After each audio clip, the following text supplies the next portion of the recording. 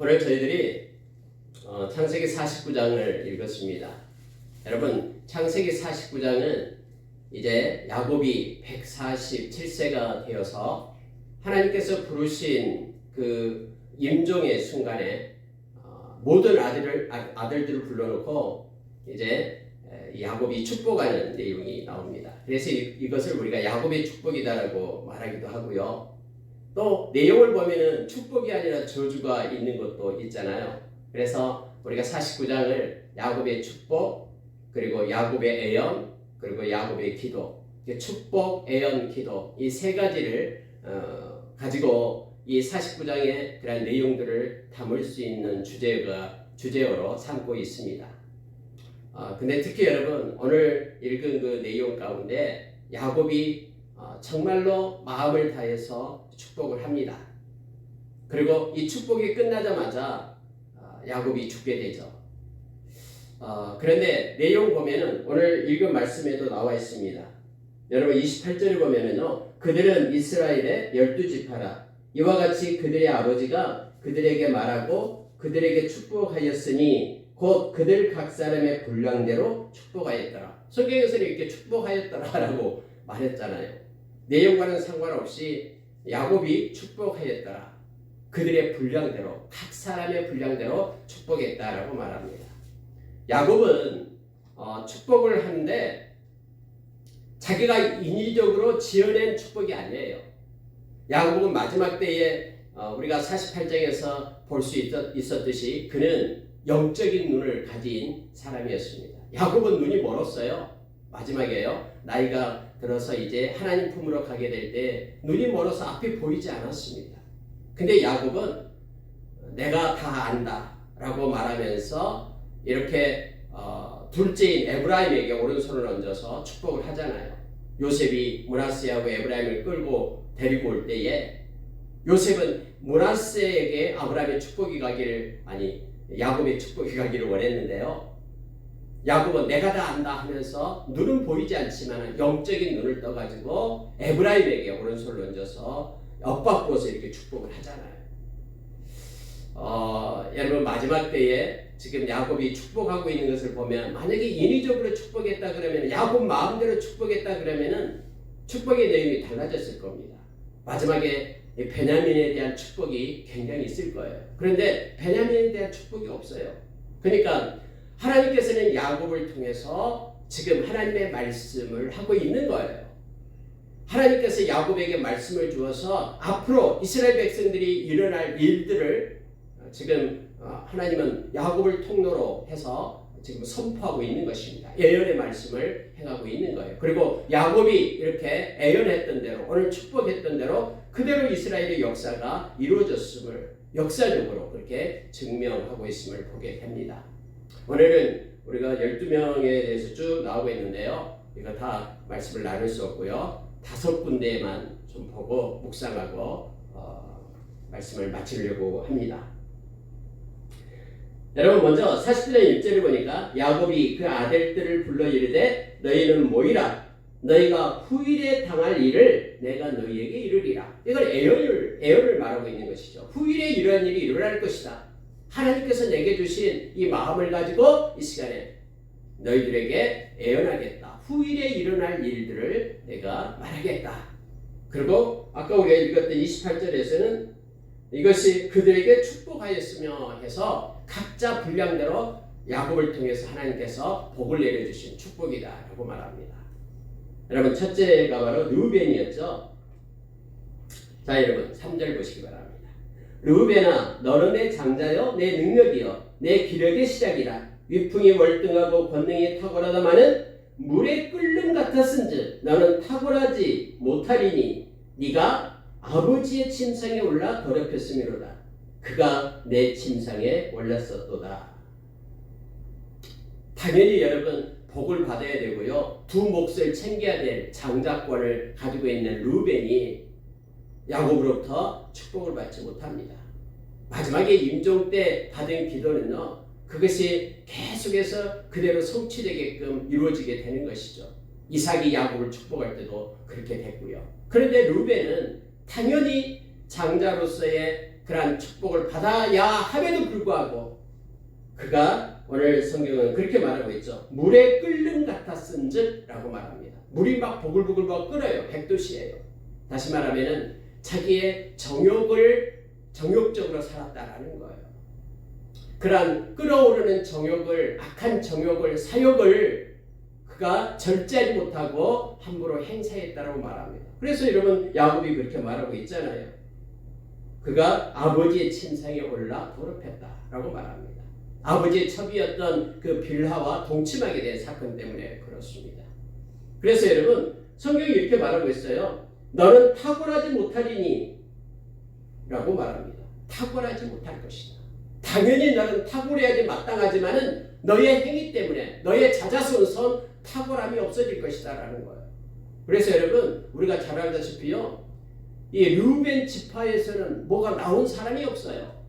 르우벤 지파 밑에 후손들 중에서요, 사사도 한 명도 없어요. 선지자 한 명도 없어요. 다음에 여러분 모세 때 모세를 그냥 개항하는, 그런 모세의 통치를 반대하는 그런 우두머리 있는 두 명이 나오잖아요. 그렇지만 모든 선지자나 왕도 없고요, 선지자도 없고 또 사사도 없고 아무도 없어요. 탁월한 게 하나도 없어요. 말씀처럼 그렇게 되고 있음을 보게 됩니다. 여러분 우리가 세상 살아갈 동안에요, 우리가 에베소서 2장 2절의 말씀처럼요, 다시 말하면 하나님께서 우리를 붙들고 우리를 인도하시잖아요. 근데 우리만큼 하나님 두기를 싫어하고 나의 정욕대로 물에 끓는같이 나의 성깔대로 성질대로 내가 세상을 마음대로 살아가게 될 때 탁월함이 없어집니다. 아무것도 남는 것이 없게 됨을 알게 됩니다. 악한 세상의 영은 우리로 하여금 우리의 정욕대로 살게끔 그렇게 해요. 인생 네 거야, 네 마음대로 살아 하면서 우리를 부추기는 게 악한 영이잖아요. 아니 세상의 흐름대로 살아라고, 세상의 풍조를 따라가면서 살아라라고 우리를 부추기는 게 바로 악한 영이잖아요. 근데 저와 여러분은 우리의 물이 끓는같이 우리의 정욕대로 사는 자가 아니잖아요. 여러분 성경에서는요, 우리가 잘 알다시피 에베소서 4장에서도 나오고 있습니다. 사람의 성내는 것, 해가 지기 전에 이 분을 풀어라라고 얘기합니다. 이 사람이 분노하고 있고 성내고 있으면은 마귀가 틈을 탄다라고 성경 말하죠. 야고보서 1장에서도요, 사람의 성내는 것이 하나님의 의를 이루지 못한다라고 말합니다. 다시 말하면 우리의 성질대로 우리의 정욕대로 절제하지 못하고 살아가는 것들은 이처럼 르우벤에서 보는 것처럼 마땅히 누려야 될 복을요 빼앗기게 됩니다. 악한 자에게 틈을 타가지고 그러한 죄 가운데 거하게 됨을 알게 됩니다. 그래서 우리가 한 사람을 보는데 장자로서 마땅히 누려야 될 복을 이렇게 뺏기고 있는 거예요. 탁월함이 없어져 버립니다. 우리가 이 세상 살아갈 동안에 우리도 역시 성경에서 우리에게 가르쳐준 것처럼 디모데전서 3장에서 가르쳐준 것처럼 세 가지를 얘기합니다. 절제하고 신중하고 단정하라 라고 말합니다. 절제하는 것은요, 우리가 뭐든지 막 힘있게 할 수 있어요. 그런데 절제하는 것은 하나님의 하나님을 사랑하기 때문에 절제하는 것입니다. 하나님의 사랑을 가지고 있기 때문에 우리의 힘대로 마음대로 사는 것이 아니라 우리의 마음을 절제하고 우리의 능력을 절제하고 하나님을 바라보면서 절제를 가지고 살아야 돼요. 그러니까 성령께서 우리와 함께하지 않으면 이 절제를 가지고 살아갈 수가 없죠. 절제는 우리가 디모데 후서 1장 7절의 말씀처럼 하나님이 우리에게 주신 것은 두려워하는 마음이 아니고 능력과 그리고 사랑과 절제다라고 우리에게 말해주고 있잖아요. 하나님이 우리에게 절제의 마음을 줍니다. 그리고 성령의 열매도 마지막 열매가 바로 절제잖아요. 여러분 절제하기가 힘들죠. 나름은 다 더 잘할 수 있는데 하기가 힘듭니다만은, 그러나 우리가 하나님을 생각함으로 절제할 것을 요청합니다. 성령께서 이끄시는 대로 순종함으로 절제할 것을. 그리고 신중하라고 말합니다. 여러분 신중하는 이유가 뭐냐면요, 하나님의 뜻을 행하려고 신중한 거예요. 막 버락버락 화를 내는 것이 아니라 자기 물에 끓는 같이 자기의 성질대로 자기의 정욕대로 사는 것이 아니라 신중하라고 말합니다. 하나님의 백성은 하나님의 뜻인가 아닌가를 물어야 돼요.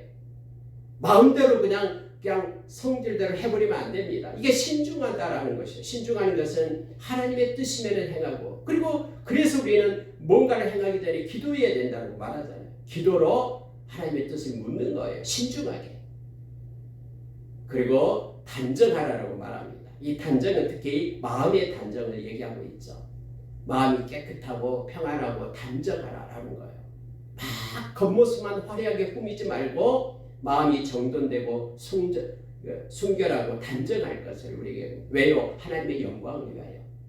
우리는 우리의 모습은요 그냥으로 끝나는 게 아니에요. 우리의 모습을 보고 마태복음 5장 13절에 말하잖아요. 세상 사람들 우리의 모습을 보고 하나님께 영광을 돌린다고 말합니다. 우리는요 그리스도의 향기예요. 편지예요. 우리가 세상의 빛과 소금입니다. 그래서 우리는 단정해야 됩니다. 마음도 단정해야 되고 우리의 삶, 겉모습도 단정해야 된다고 말합니다. 왜요? 하나님의 영광을 위하여.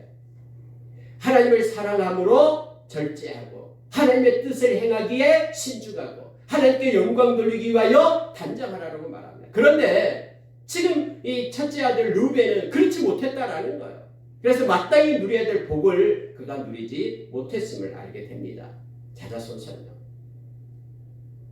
두 번째 우리가 찾아볼 이렇게 묵상해 볼 사람은 5절 보십시오. 시몬과 레위는 형제요 그들의 칼은 폭력의 도구로다. 내 호나 그들의 모의에 상관하지 말지어다. 내 영광아 그들의 집회에 참여하지 말지어다. 그들이 그들의 분노대로 사람을 죽이고 그들의 혈기대로 소의 발목 힘줄을 끊었음이로다.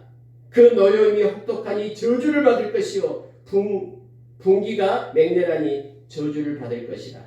내가 그들을 야곱 중에서 나누며 이스라엘 중에서 흩으리로다. 여러분 시몬과 레위가 어떤 일이 있었습니까?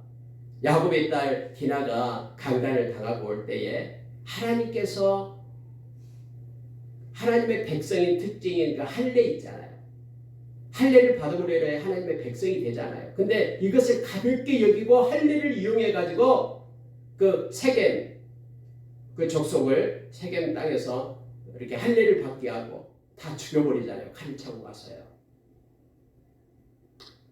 자기의 복수를 행하는 데에 하나님이 그렇게 정해놓은 것을 사용을 하는 거예요. 자기의 욕망을 위해서요. 그래서 오늘 저주를 받는다고 말합니다. 너희들이 분노대로 사람을 죽였다. 그때 야곱이 뭐라고 했습니까? 너희들이 악취를 풍겼다라고 얘기하죠. 만약에 그때 하나님의 은혜가 임하지 않았다면요, 이 이스라엘 백성들은 다 죽었어요. 멸망당했어요. 주변에 있는 그러한 족속들이 이렇게 연합해가지고 이들을 살려 주겠습니까? 조그만 그냥 부족이었는데, 근데 하나님께서 특별한 은혜를 주었잖아요. 사람들이 야곱에게 이렇게 가까이 오지 못하도록 그들의 마음 가운데 두려움을 줘가지고는 못 접근하도록 했잖아요. 하나님 은혜 가운데 있어서 살아난 거예요. 근데 지금 야곱은 이것을 말하고 있으면서 지금 그 얘기를 하는 것입니다. 야곱 중에서 나누며 이스라엘 중에서 흩으리로다. 이렇게 얘기합니다. 여러분 12지파 중에서 가장 적은 숫자가 뭐냐면은 바로 시몬 지파예요. 그래서 그들은요 특별히 어떤 나라를 이렇게 지분을 받지도 못했어요. 유다 지파가 받은 지분 가운데 중 일부에서 살았습니다. 시몬 지파가요. 여러분 물론 레위 지파는 하나님께서 제사장 지파로 그렇게 붙들었잖아요. 그런데 여러분 보십시오. 이 말씀 그대로예요.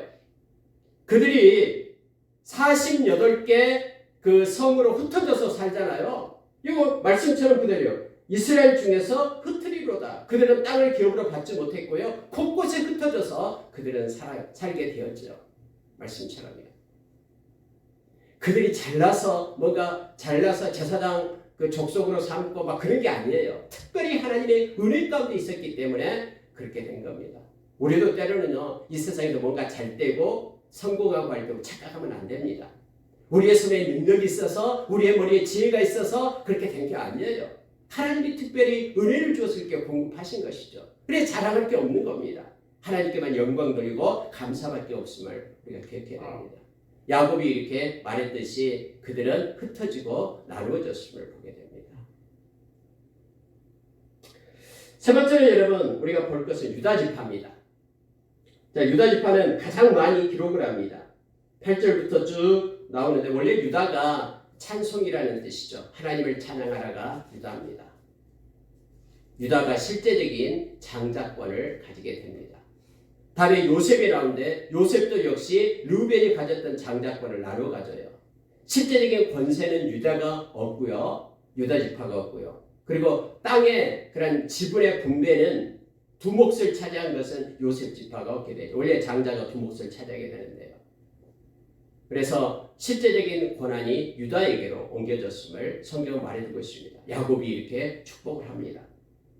여러분 보십시오. 8절에요. 유다야 너는 내 형제의 찬송이 될지라. 네 손이 네 원수의 목을 잡을 것이요 네 아버지의 아들들이 내 앞에 절하리로다. 그래서 유다가 권세를 잡을 것을 말하고 있습니다. 유다는 사자 새끼로다 하면서 가장 강력한 힘을 가진 지파가 될 것을 말하고 있습니다. 10절에 보십시오. 귀가 유다를 떠나지 아니하며 통치자의 지팡이가 그 발 사이에 떠나지 아니하기를 이렇게 되어 있죠. 귀라는 것은요 통치자 왕이 이렇게 명령하고 뭔가 권세를 행사할 때 손에 들고 있는 조그만 그 권세를 나타내는 상징적인 것이죠. 이 귀를 잡았다라는 것은요 왕 족속이 된다라는 걸 알게 됩니다. 또 통치자의 지팡이를 가지고 있다라고 말합니다. 그래서 여러분 우리가 잘 알다시피 바로 다윗이 유다 지파잖아요. 그래서 하나님께서는 다윗 언약을 통해서 다윗의 계보를 이어가죠. 왕들로요.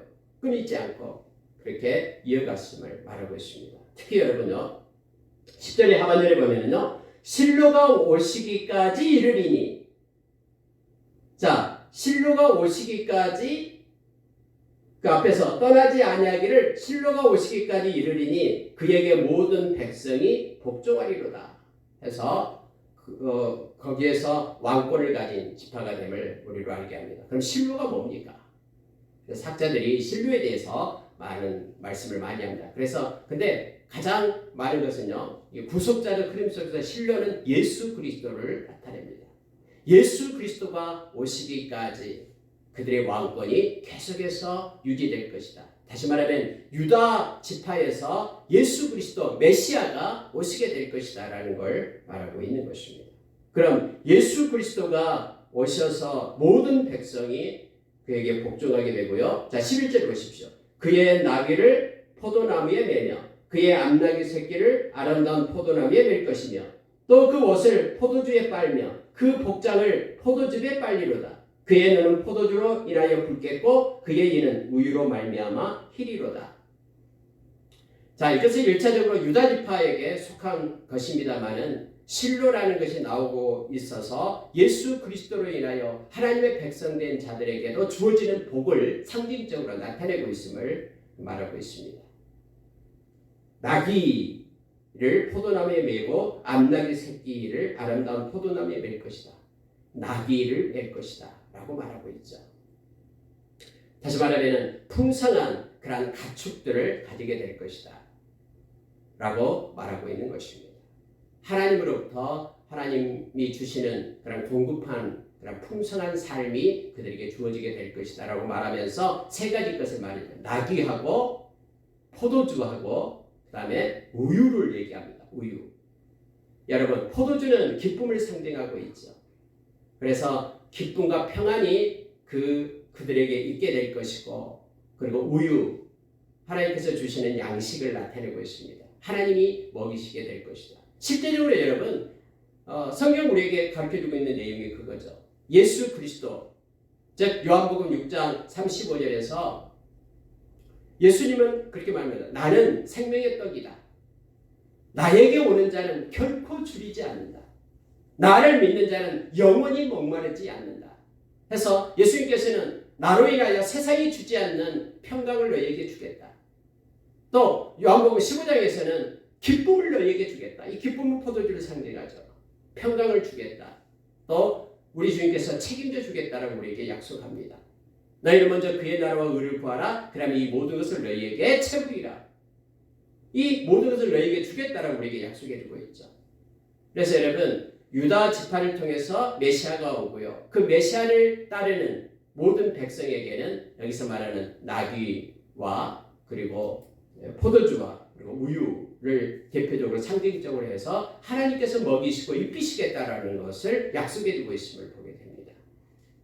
하나님은 이러한 야곱을 통해서 유다 지파에게 복을 내리고요. 유다 지파를 통해서 그렇게 메시아가 오시게끔 하고 저와 여러분이 유다 지파로 오신 예수님을 통해서 구원에 이르는 은혜를 허락해 주셨음을 보게 됩니다. 여러분 16절에 가보면요. 단이 나와요. 단은 이스라엘의 한 지파와 같이 그의 백성을 심판하리로다. 원래 단이라는 것이 하나님의 심판이라는 뜻이거든요. 단지파. 근데 여러분 이 말씀이 있어요. 보세요. 자 17절이요. 단은 길섭의 뱀이요 샛길의 독사로다. 말굽을 물어서 그 탄자를 뒤로 떨어지게 하리로다. 단을 나타낼 때 그들은 뱀이다라고 얘기합니다. 길섭의 뱀, 샛길의 독사. 그래서 지나가던 그냥 말을 또 이렇게 물어가지고 치명적으로 말에 독이 퍼지게 해서 말도 엎어지게끔 하는 아주 악한 그런 독을 가진 것을 가지고 나타내고 있잖아요.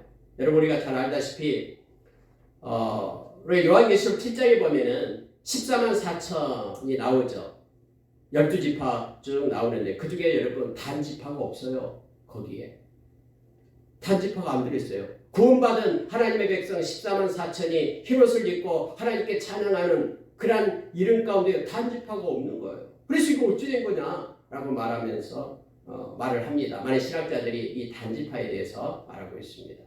상징적으로 그래서 다음에 적그리스도가 이 단지파를 통해서 상징적으로 나타난다라고 신학자들이 말하는 그들도 있습니다. 왜냐하면 이 단지파는 우리가 사사기서 18장에 보면은 우상 숭배를 하잖아요. 그 미가 집에 들어가서 그 에봇도 가져가고 그 제사장도 뺏어가지고 가가지고는 막 우상을 숭배하잖아요. 그래서 우상과 연관돼서 적그리스도 형태로 나타낼 것이다 하면서 이 뱀과 연관해서 그렇게 보는 이들이 있습니다. 실제적으로 그래서 요한계시록에서는 단지파가 구원의 그런 지파 가운데 없어요. 그런 걸 보게 됩니다. 여러분 야곱의 그러한 애연의 기도를 통해서 그렇게 그 말씀대로 그 후손들을 이렇게 이어졌음을 우리는 목도하게 됩니다. 여러분 요셉을 가겠습니다. 22절 보십시오. 요셉은 무성한 가지고 샘 곁에 무성한 가지라. 그 가지가 담을 넘었도다. 활 쏘는 자가 그를 학대하며 적개심을 가지고 그를 쏘았으나 요셉의 활은 도리어 굳세며 그의 팔은 힘이 있으니 이는 야곱의 전능자 이스라엘의 반석인 목자의 손을 힘입음이라. 여러분 우리가 요셉은 잘 알잖아요. 요셉이 노예로 팔려오는데 수많은 사람들이 요셉을 힘들게 했죠. 그의 형들까지도 힘들게 하고요. 심지어 보디발이 아내의 유혹을 뿌리쳤다는 이유로 감옥에 가게 됐죠. 또 감옥에 가서도 꿈을 해석했는데 술 관원장이 잊어버리죠. 그 바로 왕이 꿈을 꿀 때까지요. 그러나 여러분요. 그런 아무리 세상에 요동치는 그런 삶, 어떤 굴곡진 삶 가운데 있다 할지라도 하나님의 은혜는 늘 요셉에게 있었거든요. 그래서 지금 야곱이 지금 이렇게 축복하고 있는 거예요. 이는 하고 말하는데 야곱의 전능자 이스라엘의 반석인 목자의 손을 힘입음이라.